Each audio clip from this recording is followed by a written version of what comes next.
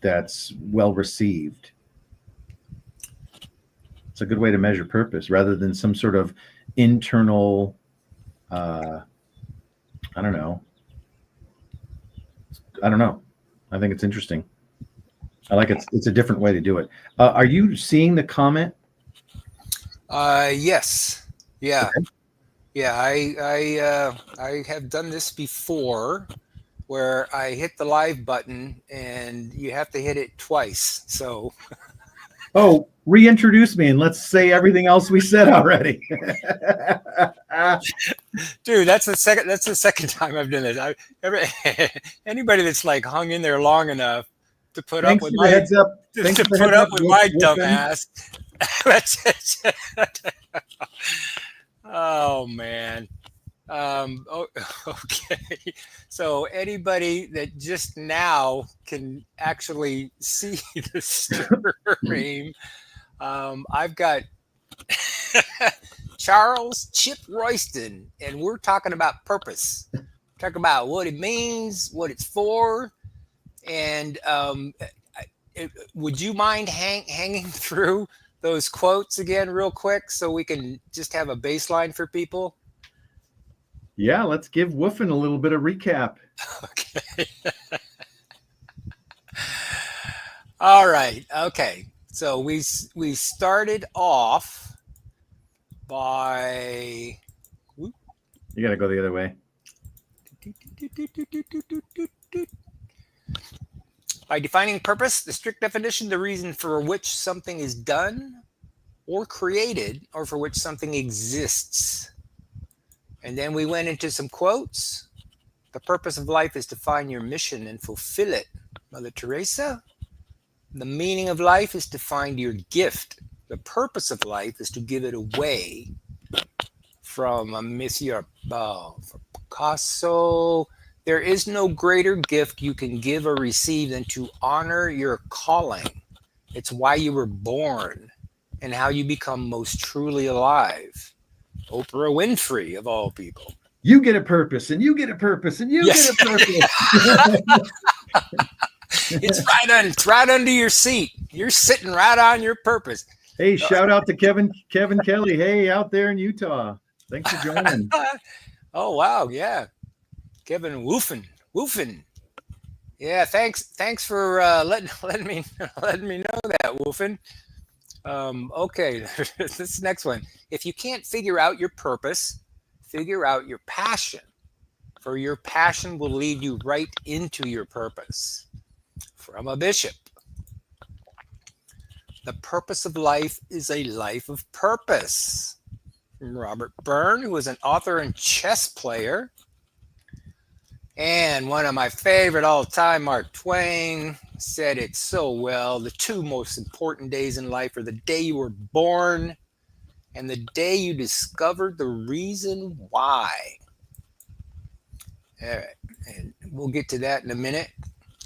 So that's the quick recap of there's all these ideas and expressions of purpose. And me and Chip are trying to expand it, maybe hone it down. Dude, I don't know about you, but I'm down for coming up with the unified field theory for purpose. What do you say? You down for that? No, I'm not. And I'll tell you why. I think we need at least two definitions. I don't want. Yeah, I mean, that's why I went through all of those quotes, because there's different things have different meanings, and different things resonate differently with different people. Because I really think that purpose can be defined functionally as some have, and the dictionary certainly does, and that's useful. You know, like let's say you're getting together in a group, and I do a lot of intentional work around maximizing the effectiveness of group and minimizing the dysfunction of groups. So I think one of the biggest hacks of a group is to find out, what is this group getting together for? What's the purpose of this group? And that doesn't have to be emotional, spiritual, lifelong. It doesn't have to be even inspiring or meaningful. It's literally, what is the purpose of this group? And then if we can keep focused on the purpose of this group and fulfill that, then it really doesn't matter if we like each other. It doesn't matter if we all have the same aptitudes or skills. we can just get that done. So a purely functional definition of purpose is useful. And yet the one that I said yes to your invite to is the more spiritual one, the more, like Oprah called it, a calling. The sense that what I feel like what I do is ministering. I was raised by a minister. My mother was a minister in the Methodist Church for years, still is, even though she's retired. She still does ministry. And so I even relate to what I do as a ministry of sorts, even though I would never call it that in the classroom because it's a secular university. But for me, the sense of a purpose is like, well, what is giving energy to and what is giving life to that which I'm doing? And it's not the content of what I'm doing, because I'm grading papers and I'm lecturing and I'm driving back and forth and paying too much for parking and I'm, whatever. It's like all that content of my life is whatever. It can be very boring to focus only on the content. So for me, a conversation about purpose is focusing on the context. What's the container that holds all of the little details together? What's the unifying principle of why I'm doing what I'm doing? And like you said earlier, that wasn't broadcast, the how we do what we do. Even when we do things that are menial tasks like doing the dishes, in order to get me to even do the dishes, I have to think in terms of, well, this is making my wife happy. I don't care. I will let the dishes pile up and it has no impact on my joy. But if I can trick myself into thinking that this actually has purpose, right? So to me, purpose is a motivating force as much as it is an inspiring force. So I love this conversation. Yeah. I like what you were saying about, when you get a group together, what's the purpose of the group? It's like a grounding, right? Like from here, this is the grounding. This is the intention of what we're going to do next. So well, actually, I'm glad you brought that up, because you gave a presentation, I don't know, it must be 10 years ago now, of a thing called Intentional for Life. And you had your 4 quadrants. And I don't know if you planned on covering some of that in this, but why not? Intentionality is a big part of that quote. The purpose of life is a life of purpose, which is basically intentional for life. Yeah. And I still, I'm bringing back the fundamentals, which I call it now. It used to be intentional for life. Now they're the same thing basically. So to me, it's the fundamentals, because my philosophy of following your fun, it's the same thing. Following your passion, the same kind of thing. What resonates most for me is the fun aspect, the happiness, the laughter, the just the exuberance, right? Like, even if it doesn't change the world, it's still worth pursuing from my point of view. Yeah. And yeah, the 4 things are purpose, intention, play. Used to be self-expression, now it's play, and integrity. So to me, those are like 4 fundamental things to keep in mind as you go through life. And I think it helps you discover some of those passions. But again, right, you got to start with the purpose. 4 things that are equally important, and if you take one out, it's not going to be as successful, right? So, but purpose is where you start. So it's got kind of a special place in the 4 quadrants of being. I love it. Oh, thanks, Brian Spellburn, for the shout out. Thanks, brother. I'm reading the chat. Yeah, gotcha. Yeah. Well, you said something earlier before we actually started broadcasting, when we thought we were broadcasting. You said something about the purpose of this, like, why are we here? And if I could recap that, you were saying, if we were talking about the kind of the condition, the human Uh, condition, and how a lot of people are just kind of in this place where they're forced to work jobs that may be joyless or maybe just, getting them the cash that they need to live, but they may not be fulfilling. And then maybe what our purpose tonight is to give people a little bit of a window or a glimpse or a motivation or an inspiration into maybe a different way of looking at it, so that they can then have the path reopened, or maybe a revisit of the way they're thinking about approaching work. Maybe they can approach work with a little bit more fun, instead of just, oh, here we go, time to make the donuts. yeah. No, Yeah. I like that. And yeah, it's not even so much about, okay, now I'm going to go to work at this job that I hate, and I'm just going to be joyful and express my real passion and start. It's not so much about that. I just think that the idea of people just being aware on a regular basis of their purpose, and not just going, well, yeah, okay, I know my purpose, so I got that settled. Now I'm just going to go about life, and my purpose will, right. I I don't think it works that way. Maybe for Yeah. some people, it's such a burning purpose or passion that you can't help but think about it all the time, so you don't need a reminder. But I think a lot of people in the swirl of things and what they make it mean, and all of that, it either gets uncomfortable to stay aware of, Mm. or it's just something that pops up again every January 1st. Wow, you brought up discomfort, and that's really my field. I mean, I'm no longer really an anthropologist, even though that's my training. I've received more training since then in counseling and therapy, and boy, that's it, the discomfort factor. And most people don't want to face that. And a lot of people in our profession are healers. In other words, the purpose is to heal. And the interesting, I don't know, risk of our profession is that you get into the business of healing and you only focus on healing others. And you could spend your whole career focusing on healing others and miss the sense of purpose for yourself. And I think that's a straight route to burnout. If you focus on your purpose only externally and not also internally, I think that's huge. And so Yeah. for people who may not be at their destination place or at the location of their best service, then the goal could be, how do I focus on the skill set that I'm training to develop, so that I can be the best I can be when I get there, So let's say you're working a job that you don't love. One approach could be, okay, well, what skill set? Well, maybe I'm going to work on patience.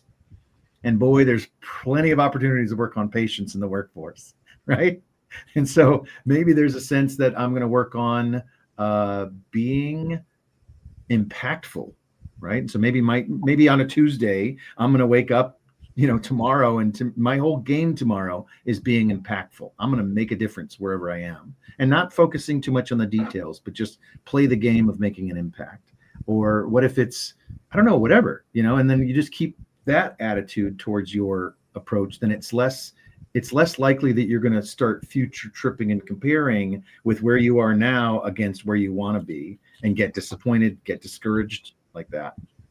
Right. Yeah. I like this from Wolfen. There's a lot of external purpose given by others as opposed to internal purpose. Yeah, that's like, from the outside, making a judgment about, hey, you said you were all about blah blah blah, and you're maybe not doing it. So there is like pressure. Yeah. I think sometimes from once you start a path and you kind of declare yourself as, I'm this, that, or the other, I'm going to be a great dancer, I'm going to be a great whatever, right? Then there is can be external pressure, because you've told everybody that this is what you want to do. So people are going to ask, well, hey, how's the dancing thing going? And if you haven't, like you were saying, reached a certain level, according to your own, goals and whatnot, then you're going to feel like you're not fulfilling your purpose, or not fulfilling it to the degree that you ought to be? Well, my population is primarily in their young 20s. So my reaction to Woofen's comment was just feeling all of the angst and all of the pressure that a lot of my students face when their parents have put pressure on them. You're supposed to be this way. A lot of them, especially, get pressure to be a doctor or get pressure to be some sort of STEM profession, or, and then they come take a class with me and it's all about self-awareness, self-expression. It's different. It's all about internal world. And then all of a sudden their internal world starts waking up, and then they have to confront this external purpose that's been handed to them by their parents or by their culture or even by society's ideas about gender norms and things like that. Like, I've constantly struggled with this expectation that I'm supposed to be a certain kind of man. And I've never liked those boxes they want to put me in. I want to be a guy who is expressing my feelings, who's compassionate and nurturing, who's sensitive and kind. I want to be that kind of guy. And yet I've been teased for being that kind of guy because I don't fit the norm. So it's interesting. Like, that's what I got out of Woofen's question about the external pressures or external, I would use the word even projections of purpose onto us. You're supposed to be hardworking. If you grow up in the Midwest, you're supposed to be on time and hardworking. That's what we got. That's the message we got. We're supposed to be Christian. We're supposed to be Republican. We're supposed to be hardworking, on time, and we're supposed to get married by early 20s, have a house with a picket fence, 2.5 dogs, whatever. Yeah.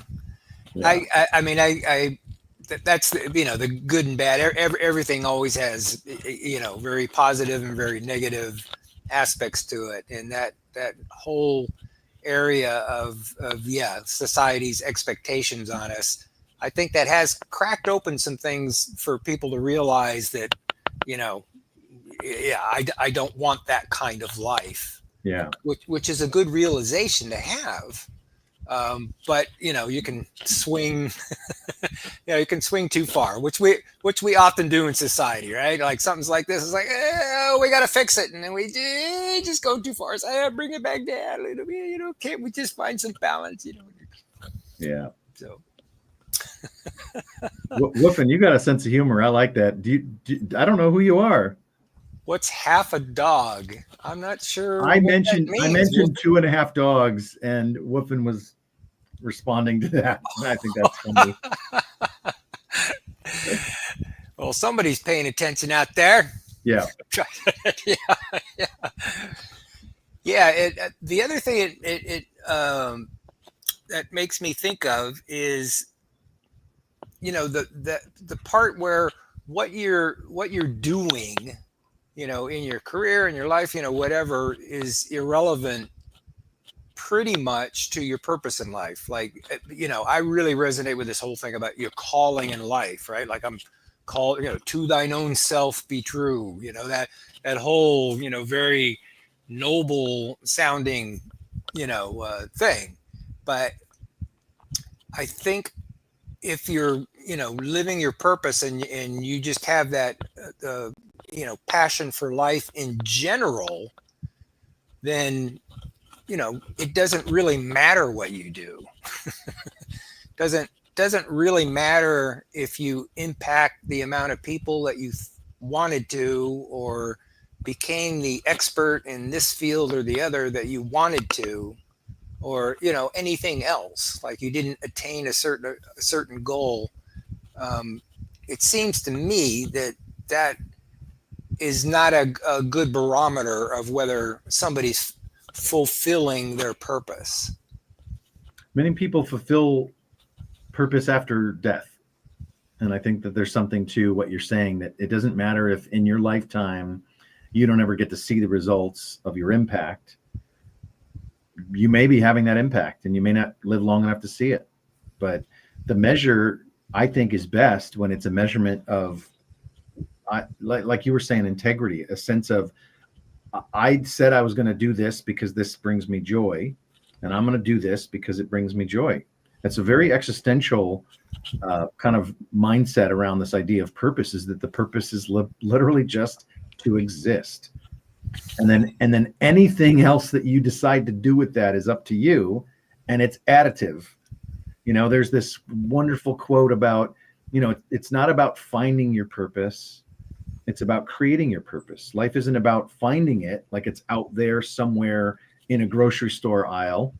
No, it's inside of you, and the better you can understand what that is and then bring it out, which is why I still like your concept of self-expression, because for me, self-expression is a very powerful way to talk about what's going on in the self, what's going on in you, and what is that unique set of intersections that's uniquely you. You care about things in a way that nobody else cares about the way you do, and where you do. So then that's your job, that's your purpose, is to care about those things. Express what that looks like in every way you can, creatively. Yeah. And the reason why in the four fundamentals I changed self-expression to play, it was mostly for the reason of self-expression. I think like a lot of these things, 10 years from now, our talk about purpose is going to, it's going to have baggage attached to it in some shape or form, because people will interpret it in a zillion different ways. So play to me was kind of more down to it just defined the state of self-expression for me better, because it got you to thinking about, well, what does that mean? Play. It's like how can play be one of the four fundamental aspects of living a happy, healthy life? So I think a lot of adults have forgotten how to play, and I think it's really important to focus on that. Oh, well, I think this is a good time to bring up this next thing. I was just thinking about this. A perfectly wonderful irony is what I'm calling this. The things we do for no reason are among the most connected we are to our reason for being. Like the stuff you would do anyway, like it's not necessarily impacting anybody. It's not part of your plan. And I see like the way a child plays is, very, very much into this. And obviously when you get older, and you learn more, and you have more of a desire to have an impact out in the world and not be so self-centered like we must be as children. That gets kind of, again, it's the balance thing, right? So, I got to make a big impact on the world. I want to, I got to leave my mark on the world, so, and then it just swings too far, and we forget the play part a lot of times. Yeah. Well, this is interesting, because this what you put up on the board here is a swing away from intentionality. It's like intentional is doing something for a reason, and this perfect irony, and I love that you called it an irony, because it's like, or maybe even paradox would be a better word, because it's like, it's true that intentionality is powerful, but so is just doing something for no reason, doing something without any sort of intention, just doing something because you're doing it, and being fully present in the sensory experience of that. Yeah, absolutely. Yeah. Here we go, making things more difficult, not answering any questions, just asking just asking more questions. We're just asking questions. Well, I'm going to go through the rest of this just because I wanted to get your idea on this, and so everybody talks about there's I think it's been said before that our purpose in life is to be happy, right? Like, I've heard that. I think that's valid. I disagree, but okay. We'll get back to it. I mean, it's kind of surface, I suppose, but there's something there. There's something about that, because happiness is a pretty loaded word. But I was thinking about this idea of celebrating life. And celebrate is strictly defined from the dictionary, acknowledge a significant or happy day, such as being born, or event with a social gathering or enjoyable activity. I mean, I love that because so is it possible that life's purpose could be described as celebrating your life? And again, what you do to celebrate life is irrelevant. Just the fact of celebrating being alive. I mean, I don't know if that hits a nerve with anybody, but I was trying to think of a way to,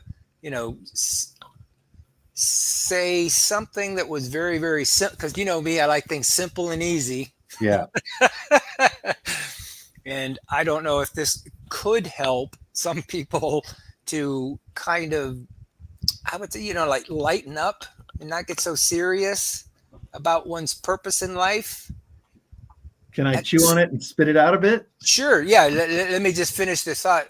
At the Okay. same time, I would also say finding your purpose in life and fulfilling it is like the noblest duty a human being could have. Right. So I'm in between those two things. Like, don't worry about it. Don't be so serious about it. And on the other hand, yeah, dude, you better get on it. Or, right. Yeah. It's very, very super important. And, it's however you want to go with it. So did you have something? Oh, something I thought you had, I thought you might have had another slide. I think that the risk of trying to make things simple is that you risk being reductionist, reducing something to less than the complexity of life. And when you said that, I thought, okay, that's great on my good days. On my good days, yes, celebrate life. That seems very, very wise, express gratitude. And on my good days, that really works for me.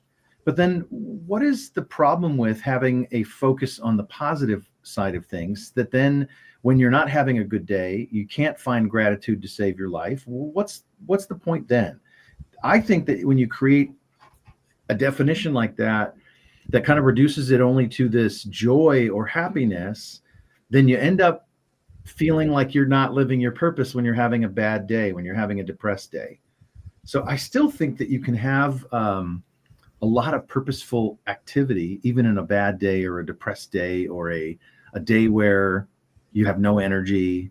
So I just would like to have if we're going to have a definition to be helpful, we should have at least another definition to talk about. Well, what about when you don't feel like celebrating anything? What do you do? Well, what do you do with that? What do you do with the darkness? Oh, okay, yeah. That's great because for me, again, it's about keeping like a bigger picture in mind. So maybe it could be said, celebrate life as much as you can manage. I mean, if we wanted to get a little more, all inclusive with it, because celebrating life is not about like, yes, every day's a holiday and I'm just a part. I'm happy 24/7, and because I totally agree. Anytime you kind of put a certain definition or label on something, you fall into the same trap. What if you're not celebrating life? Then obviously you must not be fulfilling your purpose. Yeah. So this idea about keeping a wider lens on what purpose could mean for you, and I don't know if that helps some people connect more with their purpose or not. I'm just throwing it against the wall. Yeah. Well, I'm actually noticing that I wasn't entirely coming onto this podcast with the same exact purpose as you. No, yeah. If I can stop you there real quick. It's not my intention to try to come to some definition that's going to, spark everybody and they're going to leave and, oh, now I get it. It was just to explore. Well, and that's what I came to. But it did sound like there was a sense of trying to be helpful. And I'm laughing at myself because I'm like, wow, I guess I'm a stingy mofo. I didn't come here to be helpful. I came to explore, and I came to, challenge the ideas, and I also came to share. I've had some insight around this in my leadership class. I think I've got the best curriculum I've developed over 15 years in all of my, classes that I teach. And it's about, giving them the space and the support and the tools, both behavioral tools, but also cognitive tools and emotional tools, to take 16 weeks out of their lives to focus on a personal development project. And a lot of what we're talking about here is relevant to it, because what they have to do is find out how to create a project of change without trying to change other people, which is their first go-to usually. And then how do you also practice change here without coming from a perspective of judging what's already there? And I think this is relevant because if we were to give a class on how to find your purpose, we would have to wrestle with this paradox. How to find your purpose, the question itself is flawed because it says you're not already there. You're not already doing it. Because like on one hand, just the purpose is like, I think Werner Herzog, I think, says the purpose is just to live. Get over it. Quit making it more complicated than it is. If you're alive, if you're reading this meme right now, then you're doing it. You're alive. And that's the purpose. Quit making it too much. And then there's other people who are like, you've got to find your best possible expression of life. And so the game is to find out what works for each person, because some people have a lot of ambition. And then that means, like you were saying, some people are just born with a lot of pressure and a lot of clarity, and they're thrust into, or they push their way into the sense of purpose. And other people kind of don't have that much ambition. And therefore it's harder when you lack ambition. It's harder to find a sense of calling, because the calling is more like, hey, psst, get over here, than it is like rattling your chains. Right. So right. I think it has to be customizable, this definition. Yeah. But again, the idea that just made me think of, I so admire athletes and sports, and, I love all the sports analogies for living life. They just really resonate for me a lot, because it has to do with how you play, you play the game and showing up on the field and, all that stuff. Right. But I think this happens for a lot of elite. It's not just athletes. It could be an elite musician, or an elite author, or an elite anybody, right? You reach this pinnacle, and it's kind of like, now what? Yeah. Right. So if you view that with yourself as like, this is my purpose in life, right, is to be this bingo, right? To me, it can backfire at a certain point. I like to say, it hits a point of diminishing returns. So again, that's why I like trying to take a bigger look at it, because that person's purpose in life is never to be an elite fill in the blank. That's never the purpose. Never. That's just what you do to fulfill being alive, as you said. So because I think that happens a lot. I mean, that kind of happened with me. Personally, I felt that. There was a time when I just thought it was my purpose in life was to do these outstanding comics. Right. And through that, I was going to, and I had, projects for decades. Yeah. And when that didn't work, or I couldn't find I couldn't figure out how to make a living at it because I didn't know what the hell I was doing on that end of things. That kind of collapsed. And then I went into commercial art eventually, did cartooning and illustration and graphic design and all that. Got into commercial art.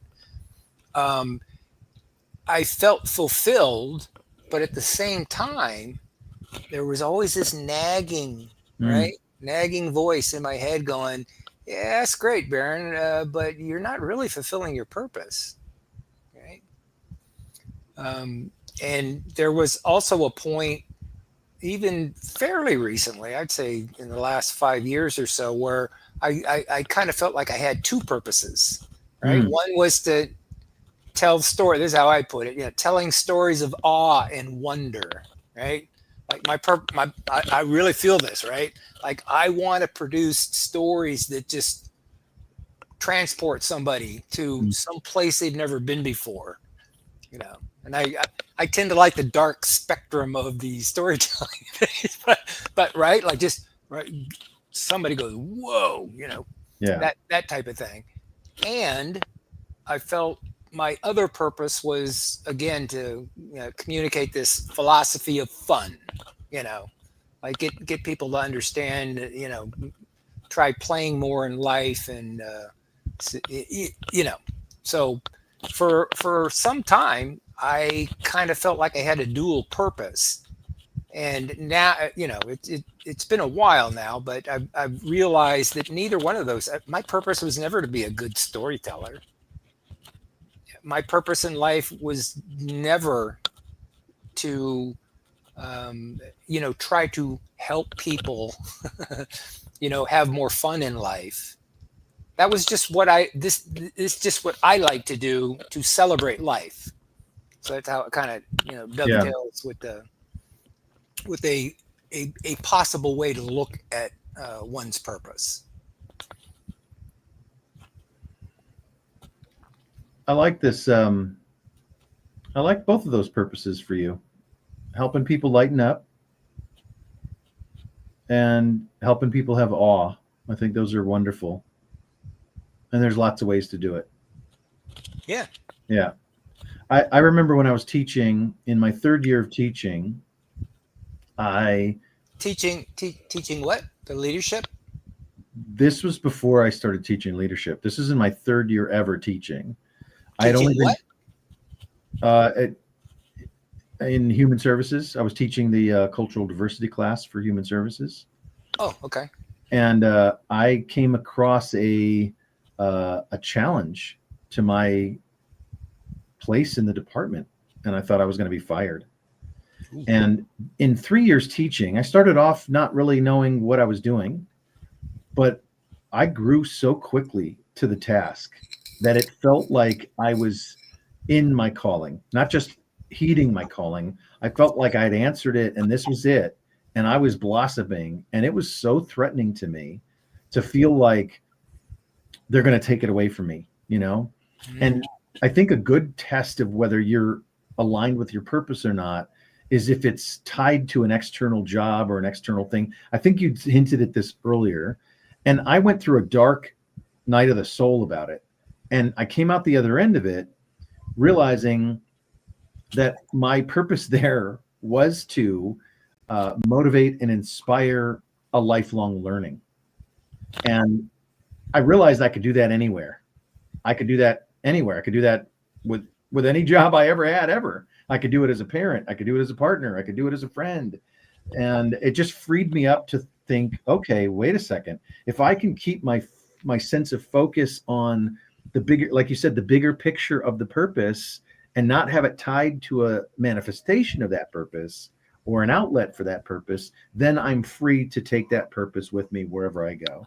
And that was really huge. That was a huge gift and it gave me a lot of freedom to not be so attached to and not be so significant around, oh my God, I have to have this job, and I didn't lose my job. I didn't just say, screw you, I don't need you. I said, I really like this place where I can outlet my purpose. What can I do to shift and change and adapt so that I am more of what this department needs. And it's been a love story ever since. So it's been pretty cool. Oh, that's awesome. Yeah, yeah, yeah. I often got caught up in the outcome instead of the journey. You know, put it that way. Yeah. Because I think about that. Like I have, you know, I have all the intention and passion and in the world for a month ago. I got to put that one up, dude. Oh, that's my dear friend Trevor out in Massachusetts. It's late for you, brother. Oh, gee. Yeah, indeed. Yeah, thanks for hanging, Trevor. I love that. Munching on purpose. That's my new phrase. I'm going to steal that from you, Trevor, if you don't mind. If somebody asks me what they're doing, it's like, I'm munching on my purpose. Leave me alone, man. I'm munching on my purpose. Come on. You know? Or if somebody's crossing your boundary, hey, don't munch on my purpose. That's right, man. Yeah. Come on, man. Oh, that's good stuff. Yeah, that's great.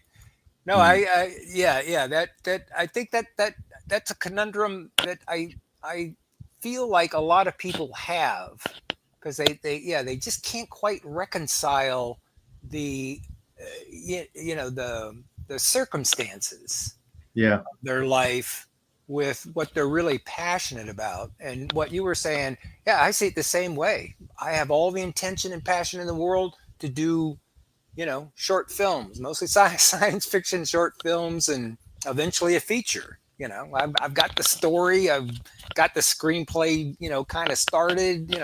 That's my full intention. I'm passionate. I'm going for it, right? But if I never reach that, I can still tell stories. I can still do all of these things.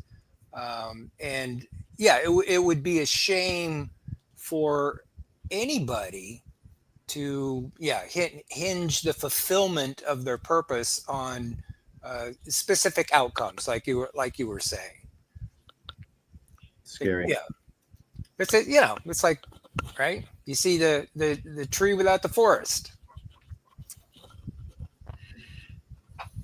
So here's another one. Let's start munching on that forest. Okay. That one didn't work. No. Okay. No, Trevor said it best.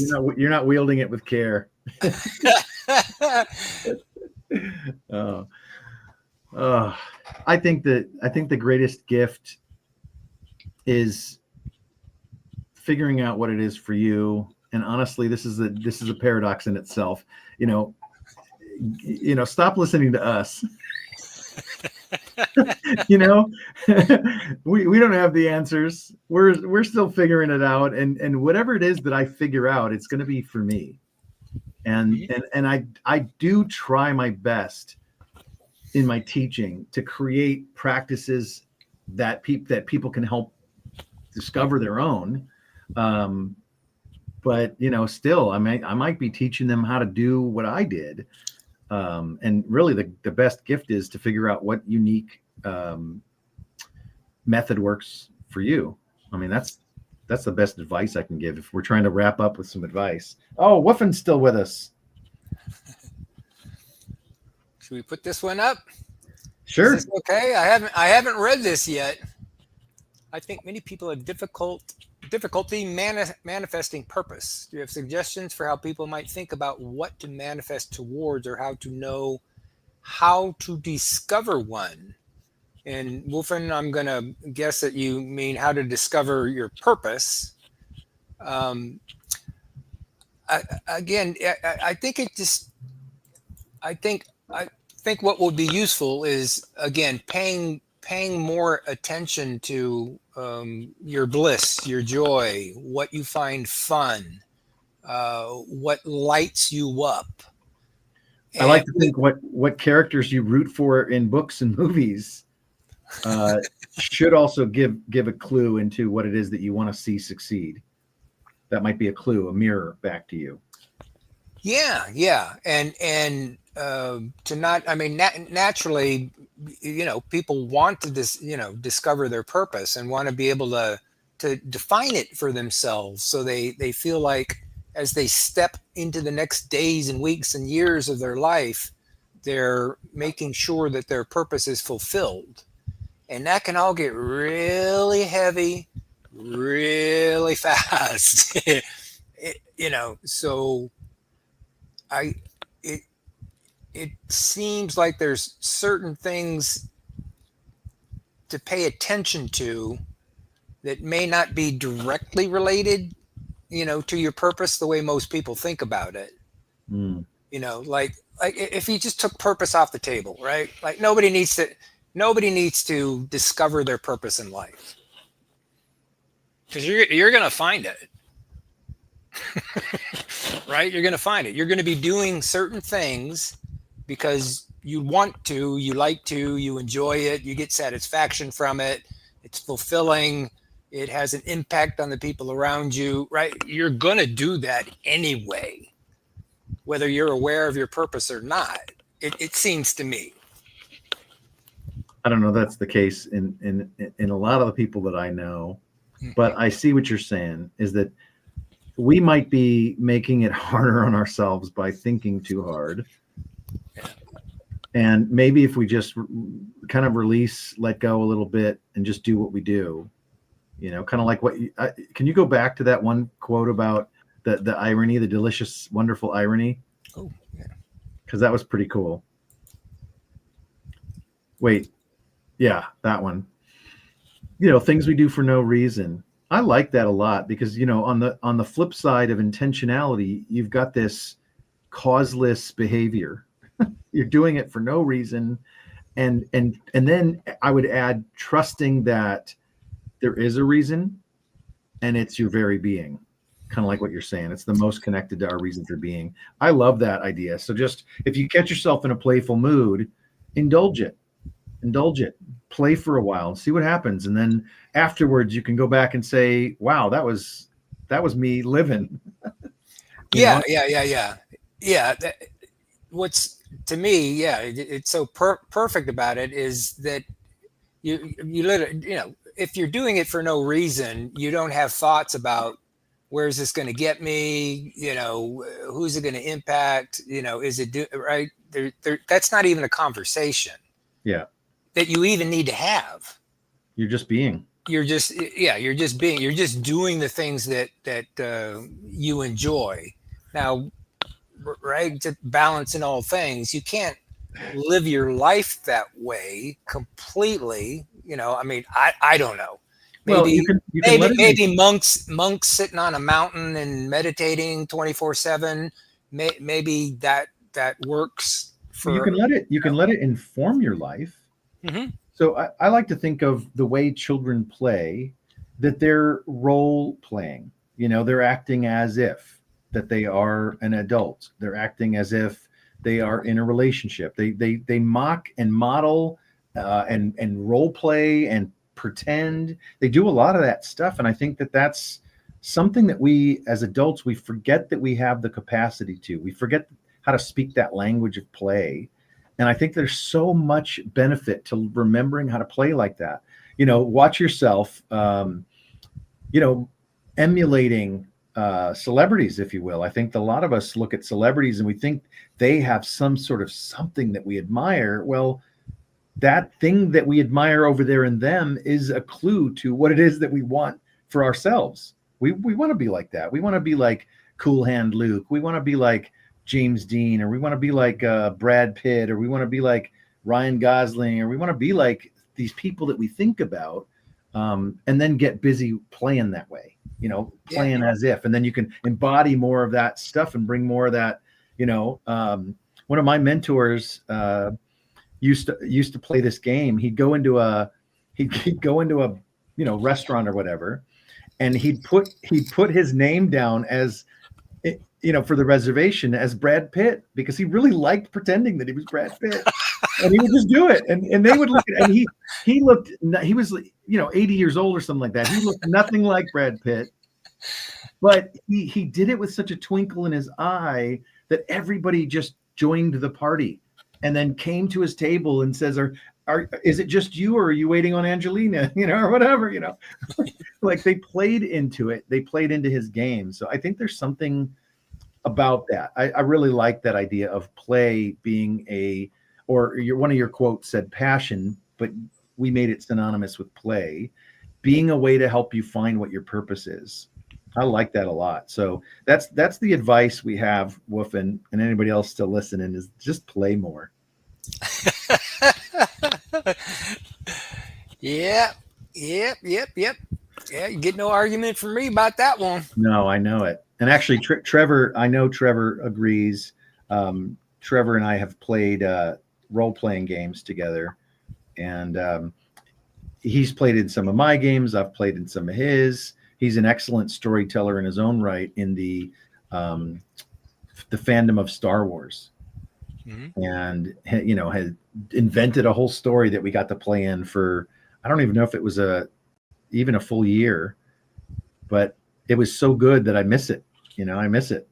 Wow, that's quite a long time.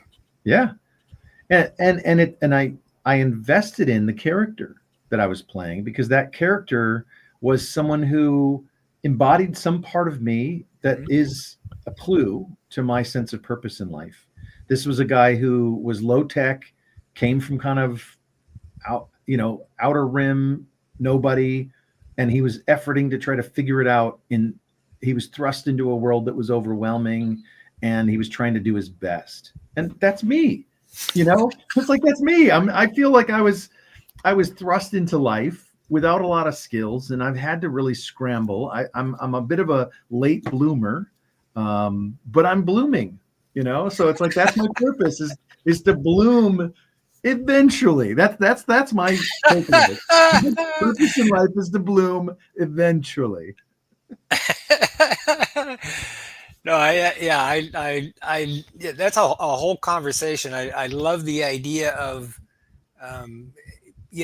playing like a kid. Yeah. And there, to me, there's like some really, deep wisdom in this idea of, you've heard that phrase, fake it till you make it. I think that's one of the most brilliant things ever said. I used to fake it till you make it. It's like, well, okay, so you're pretending. It's like, well, yeah. If you're going to act as if, right? Like if I'm going to be a feature filmmaker, which I've never been, I'm going to have to act as if I am. So I'm going to have to pretend that I'm a filmmaker. I like the term acting as if from Alfred Adler way better than the fake it till you make it, because I think to me, pretending has got a little bit of a more childlike quality. Now people say like, you're pretending to be somebody you're not. And to me, it's like, well, yeah, exactly. So that I'm pretending to be somebody I'm not with an intention to be that person eventually. Yeah. All right, Woofin, I got to put you on the spot. You just mentioned D&D is a good way to explore oneself, which makes me think I probably know you in real life. It can't be a coincidence. Are you somebody that I know? Oh, you're gonna put that in the chat? I'm putting them on the spot. I mean, feel free to enjoy the mystery. There's a lot of power in withholding that. But no, my curiosity is at epic proportions.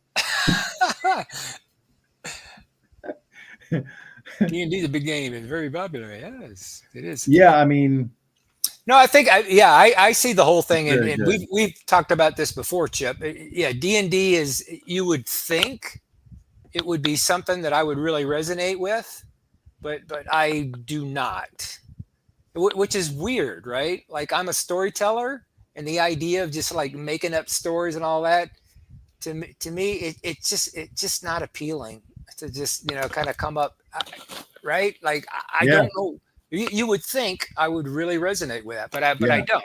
I'm just not that interested in it. I might enjoy it. I think I might enjoy it, but I can't ever see it being something that I would really get into, which But seems surprising, right? but consistent with our conversation so far, that's the energy that you've got. So pay attention to that and don't force yourself into anything. Don't do it because somebody else externally says it's a good idea or says you'd be perfect for it. You know, I respect your boundaries, Baron. I have never pressured you into doing it. I've said to you, gosh, I'm surprised and I think you'd be great at it. But you know, again, it's like, to me, it did something for me when I was 12 and 13 as a young boy whose parents took away their television. And I needed to have an outlet for my creative imagination. And to me, D&D was life-saving because it gave me worlds in which to live in, because my own world was just, I don't know, too slow, too fast, too overwhelming, too confusing, too whatever. It just wasn't a right fit. And, you know, D&D gave me a way, role-playing gave me a way to kind of keep access to that creative juice, that play. And, you know, what's funny is that I've played a cleric more than I've played any other class until very recently. I am now starting to play wizards almost exclusively. So I think that's really interesting that I'm always a spellcaster of some sort. My original draw, my first favorite character was Cedric, who was a, you know, he had a crucifix in one hand and a flail behind his back and a smirky smile, right? So it's like there's something about that kind of paradoxical healer with an attitude kind of a character that I seem to consistently archetypally go back to. And guess what?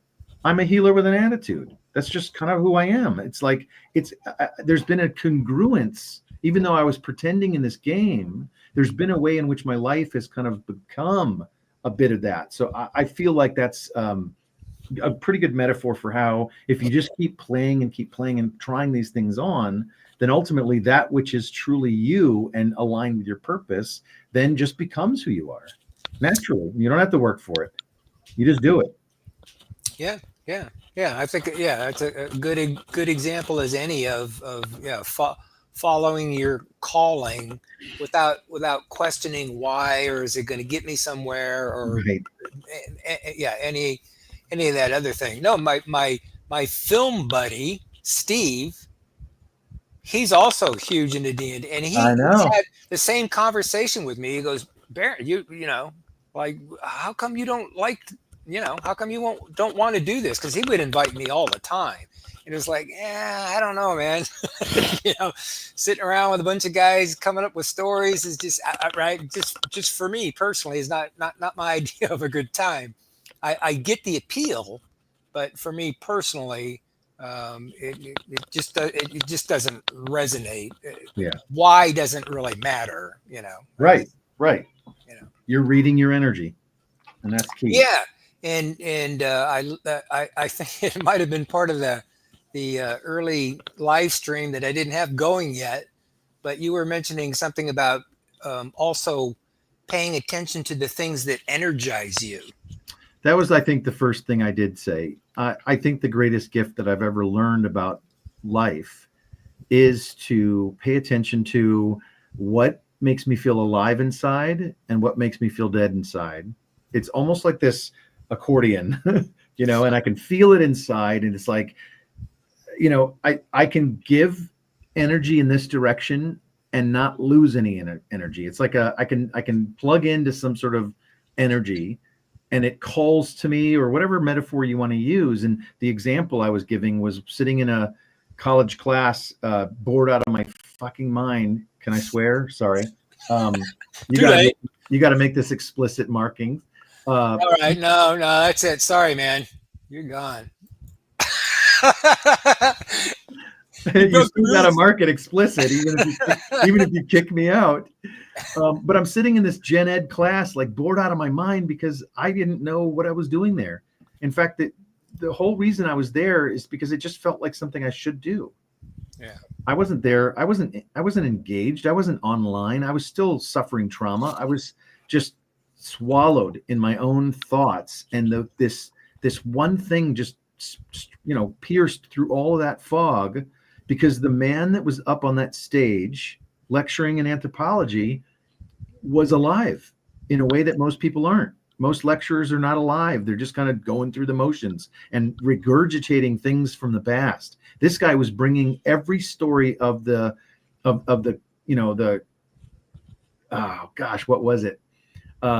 We were reading about the Pacific Northwest Kwakiutl population, I think, and he was bringing it to life. Or we just watched Nanook of the North, and we're talking about how environment shapes culture, and it's not the other way around. And it's such a unique thing about human beings. And the guy was just alive with it, and I'm like, holy shit, this makes me feel something. And then, lo and behold, I just kept taking anthropology classes until it got to be the point where I had collected enough credits for a major. And then I had a major, and I wasn't even really thinking about it. I wasn't really doing it on purpose. I was just doing it because this just kept making me excited.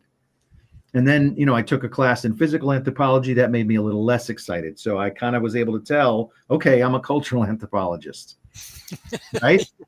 I liked archaeology. I liked linguistics, but I didn't really I do love bones, but I love the stories that bones can tell us. I don't like the math involved and the cataloging involved and and all that. I didn't like that as much. And so it was all about just reading my own energy and then going in that direction. And then 2 anthropology degrees later, I still was just following my bliss and doing what I do, even though anthropology wasn't really what I wanted to do. I didn't want to end up there, but it certainly was informing something on my journey. And now what I see it as is a gift to my own identity structure, that I now am someone who's very culturally aware. I understand the role culture plays in identity.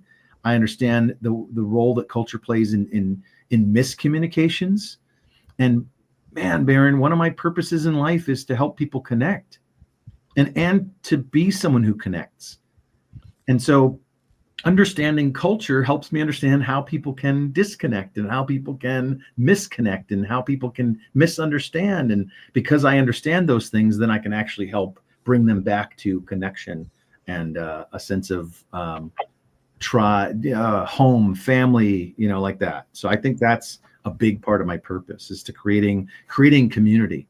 I think is a big part of it. Everywhere I go and almost everything I do, there's an element of that. So I look back into my life and I can see how I've been a community creator, connecting people. Gotcha.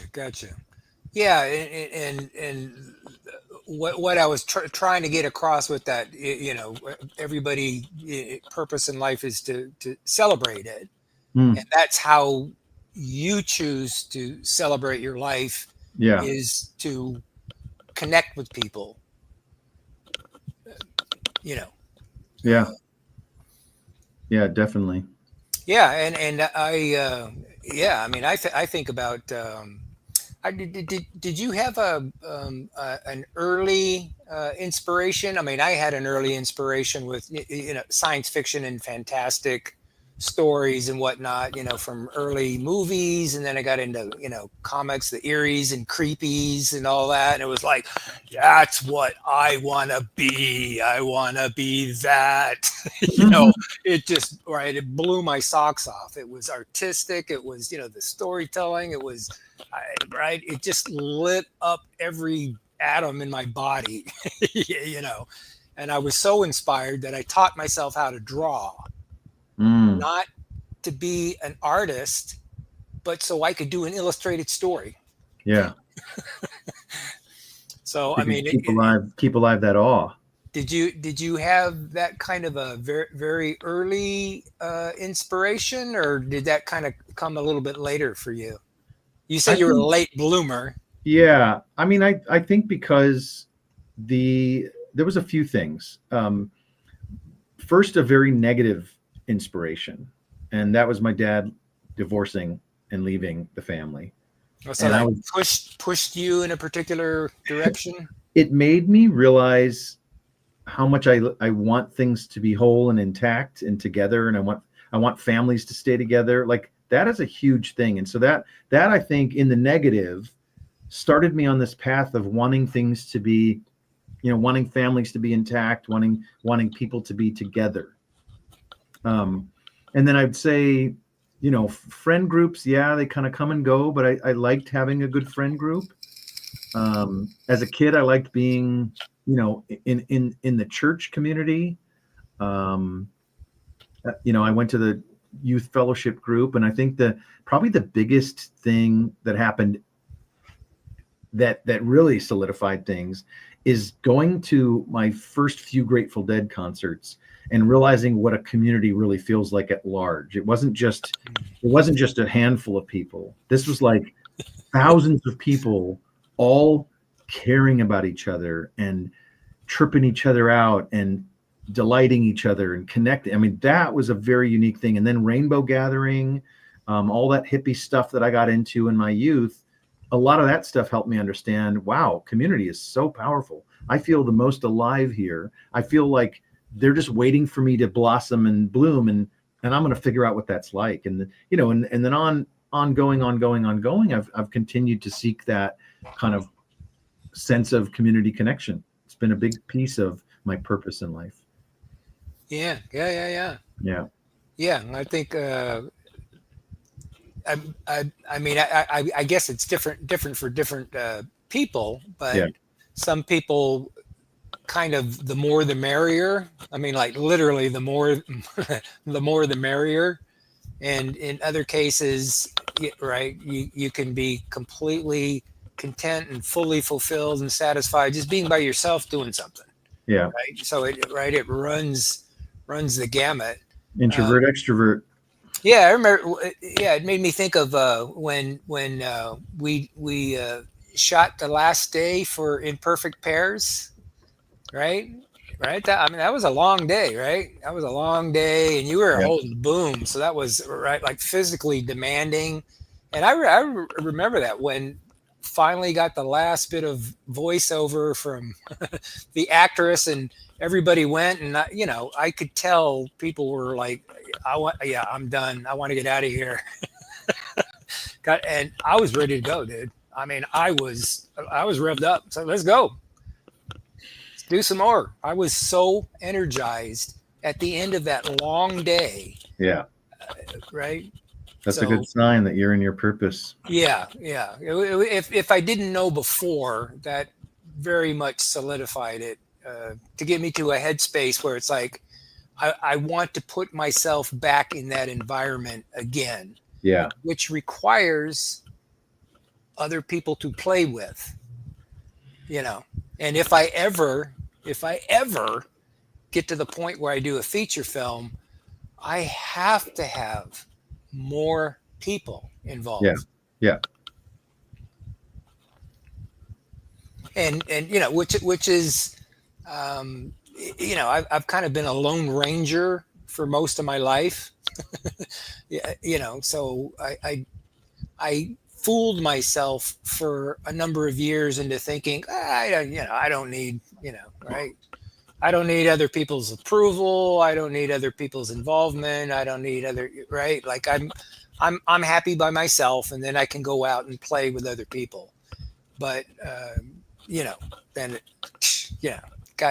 got that squared away pretty quick. That's like, that's where it lives, is interacting with others. Yeah. I love it. How are we going to wrap this up? I think we've done over an hour now. Not counting the 20 minutes that we blew at the beginning, but you're right. We have reached the hour point. And if you're okay with it, I may do, I've done for some of these live casts, I've done like a recap, tried to condense it so if people want to kind of watch the replay, a replay without all of the, without everything, a condensed version, basically. I would definitely like to do that with this one. What's that look like? I just, editing down stuff.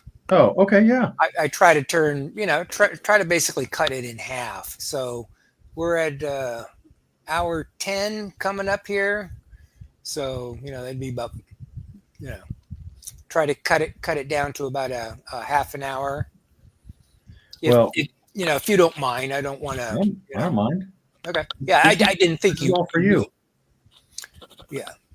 I'm on your show. Well, yeah, but you have a say, and if I do an edit that might kind of misrepresent the point you were making, or I trust you, Baron. yeah, you better. You're a good storyteller. Yeah, that's the hope. That's the hope and the dream.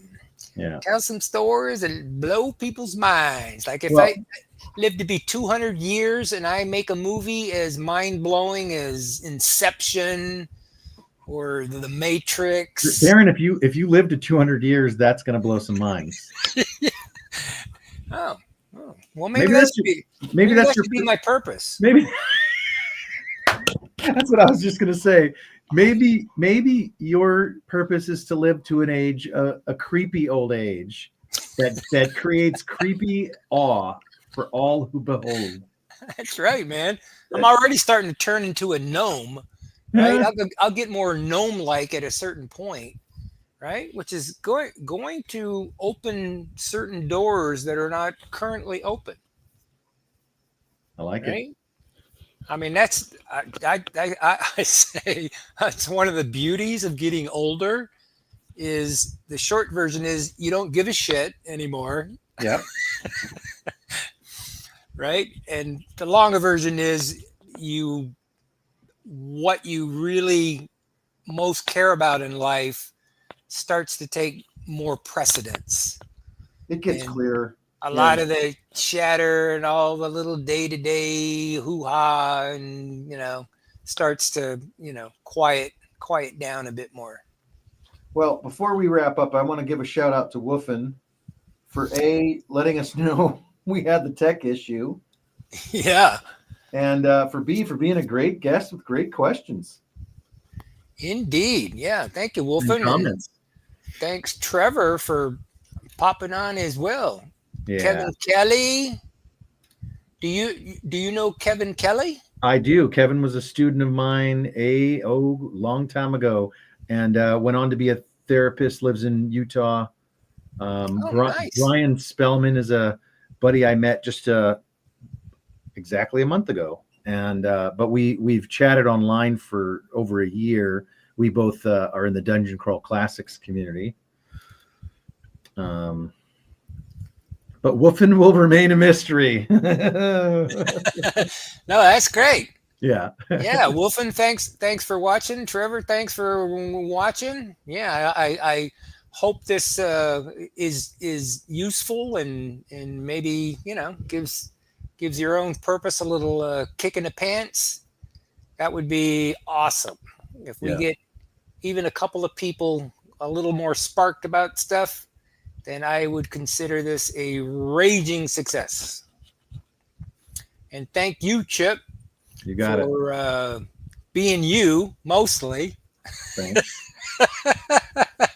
You're a perfect fit. No, dude, I can't think of another human being that I know who's better suited for this topic and that I most wanted to speak with, about this subject. Oh, thanks, man. Yeah. You and I have had some of our best conversations kind of in this, what's it look like to be alive, existential conversations. I love them. Right. Yeah. And we like to play. So we got that going for us. Yes, we do. All right, man. Really appreciate you coming on. Maybe we'll do a follow-up sometime and either expand on this or maybe veer to another little topic. Maybe we could do an entire live cast on play. What does that mean? Right? Yeah. I think a lot of people, it sounds too unserious or something, And there's to me, I think you agree, there's something really fundamental about the state of play. And to me, that the biggest thing is when you play, you don't fear.